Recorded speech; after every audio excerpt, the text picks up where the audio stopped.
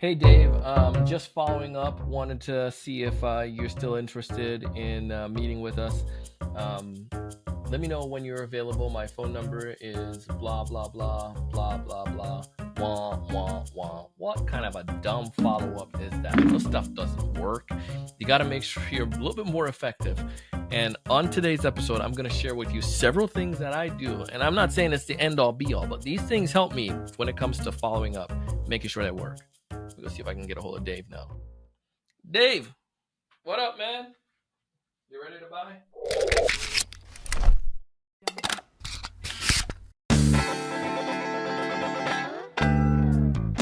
Hey, everyone. Welcome to another great episode of the Sales Evangelist Podcast. I'm your host, Donald C. Kelly, the Sales Evangelist. And I'm so excited for another great episode. I'm so excited to be here with you today. And on this episode today, we're going to talk about follow-ups. But, I'm going to give you some things. We're going to go back into the archive, some basic stuff, things that every one of us should know as sales professionals, how we need to follow up. And I brought my notes.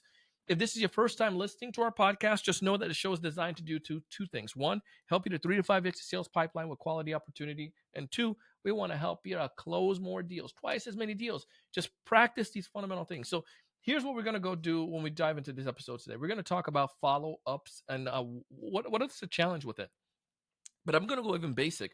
Let's say that you don't know how to follow up. Let's say you don't know what a follow-up is. You're brand new to sales. Follow-up is that act of you re-engaging a prospect and helping them to be and reconnecting with them until they get a chance to make the investment in your organization or your product or service that you have. So this is a constant thing. It's a continual process that you should be doing.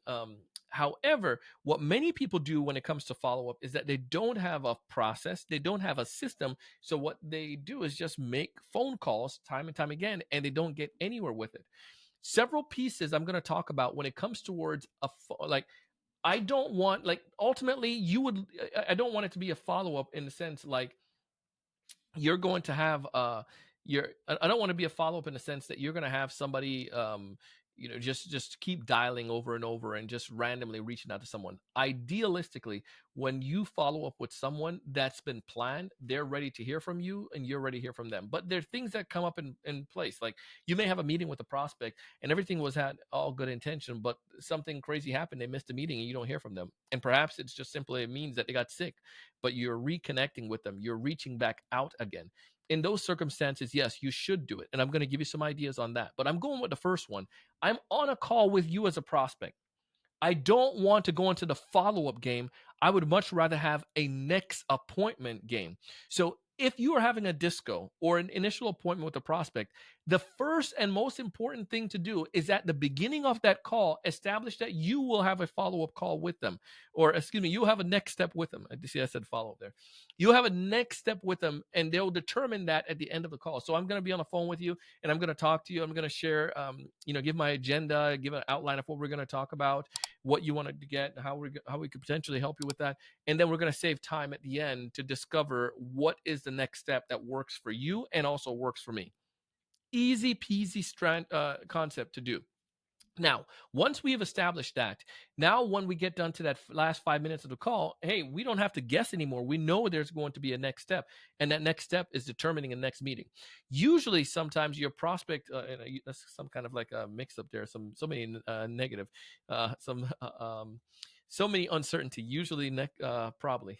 Sometimes your prospects may not want to book an appointment at that point, at that moment, because they want to go back and get further intel or get with the right people, or they don't want to make the commitment at that point. You need to ask yourself, if somebody's unwilling to make the commitment, are they really, really interested in solving this problem? Now, if I would, what I would tell you to do is not just be wishy-washy. Try to get the appointment. So you might say, all right, I totally understand that you're busy. Here's what, or totally understand that we're not firm on that yet. I know what's probably will happen internally on my side, and I know it probably will happen on your side as well, where somebody's probably going to try to book a meeting on your calendar. Let's pencil something in. How about we put down for Wednesday afternoon at 3:00? And if anything comes up, you can text me and we can change that or whatnot. But just so we don't have anything come out the gate, I'm sending that over right now as a placeholder. Let me know if you got it. And then the cool thing about that is that you're confirming with them to schedule that appointment. But hopefully that individual is scheduling an appointment. The thing is that salespeople they want the buyer to behave and think the way that they want, and the buyer has other things that's going on. But you're the expert. You guide them. You let them know what you want them to do, because they're not necessarily the ones leading this process. So I like to, on the call, I like to establish that we're going to set up an appointment afterwards, or a next step. Then while I'm there, I'm going to establish that next step. And then also before the appointment, I want to confirm the appointment. Now, I know some people will say this is a no-no, but I'm telling you, it's a dumb idea not to, where you're going to just get on the phone call and just call it. If you have a calendar invite, yes, but I want to get a text message from you, and just to confirm, because I don't want to get any ghosting, especially if it's a new prospect and it's early on in the process.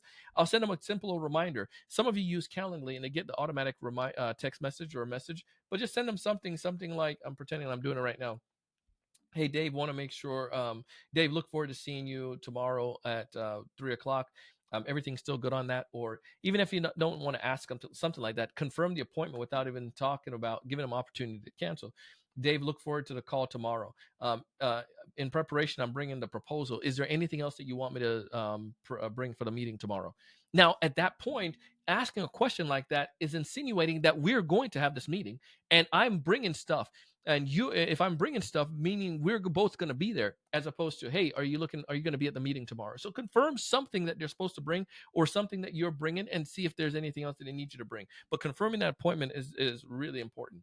Now, so that's an ideal situation with a prospect that you're meeting with and you're establishing the next step. If you do this, then you're not going to go into follow-up jail where you're just circling, going over and over again. But we know there's no ideal, an ideal circumstance doesn't happen every single time. And things come up. So let's say, for instance, our good friend, Mr. Dave there, that I was role-playing with at the beginning of the call, Dave, for some reason, missed the appointment. And it wasn't anything that he could, it was something outside of his peer view, or maybe he had to go pick up his kid and he forgot about it, and we had all intentions meeting and whatnot. But I'm in the follow-up game now. I have to follow up multiple times. So one of the things that I found to be helpful with this is that I follow up at different times of the day. What I found that I made a mistake on is that usually I might call Dave. I sent the calendar invite or a follow up for 3:00 on Wednesday, right? So I'm going to call him, and I might put my reminder to follow up 3:00 the next day on Wednesday, because that's probably the time he's available. But what I don't realize is that Dave probably has other things going on in life at 3:00 on Wednesdays. So why am I calling the same time every single day? So I change it up, put it in the morning time, put it in the early mid-morning, put it in the afternoon, like early afternoon, lunchtime, or put it in a late day. But you're trying different times to get a hold of Dave. The other component too is that you're doing different things. So in addition to the phone call that I have scheduled in a different time of the day, I'm going to send Dave an email. And you can obviously schedule all your emails to go at different times in that process. And then the text message. Since we established text messaging early on, I can use texting. And that's probably one of the number one source, actually, of getting people back on the phone is texting. I had a guy today, same thing. He had a death in the company, and one of his business partners' family had somebody that passed away. Now, in that situation, he didn't reply to the email, but he texted me, and that's important. That's more of an intimate communications platform, and it's easy for them to communicate. So we're texting back and forth, and that's helping. So that's my number one. And then obviously, like social, if I'm on LinkedIn with them, I can send a message to them on LinkedIn and so forth. But obviously texting, everybody's tethered to their phone, and they may not necessarily have LinkedIn downloaded on their phone, but they do have texting capability. But I would also, if they're active on social, follow up on their content.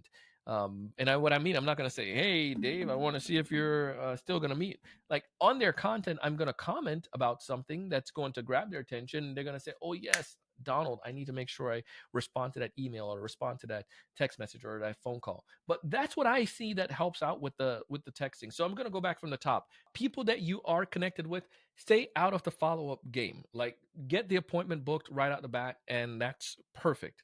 Number two, after you have the appointment booked, and let's say they missed the appointment, You can always do certain things to follow up with them without just saying following up. You can make sure you try different times of the day. You can also text. You can use social media. You can use email and so forth. Now, go back to the people that you do have appointments with. Confirm those appointments. Like, there's nothing wrong with that. And if you can get to the point where you have text message communication and you can confirm the appointment, like money in the bank, time and time again. Listen, these things work. I'm not telling you anything that's like super extraordinary, but they're just fundamental things that you can try. And I would love to hear from you. Go and connect with me on LinkedIn, Donald C. Kelly. And if you want to get more ideas of how you can help move deals forward, get role play, get some guidance, go check out our mastermind. We have another one starting up, and I would love to have you. Go to thesalesevangelist.com/mastermind and apply. Thesalesevangelist.com/mastermind.